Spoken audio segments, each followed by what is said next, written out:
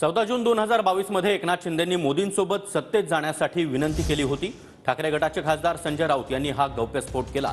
अयोध्येतील हॉटेलच्या माझ्या रूममध्ये येऊन शिंदे यांनी मला ही विनंती केल्याचं संजय राऊत यांनी म्हटलंय। तुरुंगामध्ये जाण्याचे वय राहिलं नाही असं शिंदे म्हणाले होते, असं देखील संजय राऊतांनी म्हटलंय।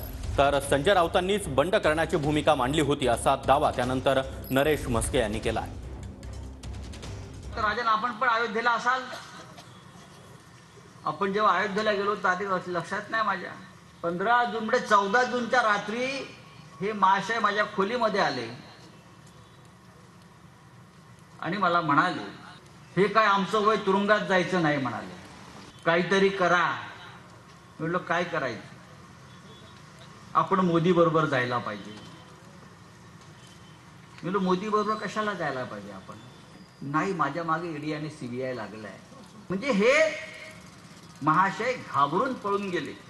अयोध्येमध्ये संजय राऊत म्हणले की अयोध्येमध्ये मुख्यमंत्री मला भेटले तरी सीबीआय ईडी लागणार आहे, कुठेतरी आपण भाजपसोबत जावं असं त्यांचं म्हणणं होतं। अयोध्येमध्ये मी जबाबदारीने बोलतोय। अयोध्येमध्ये संजय राऊत, मी आणि एकनाथ शिंदे साहेब त्या ठिकाणी आम्ही बसलो होतो।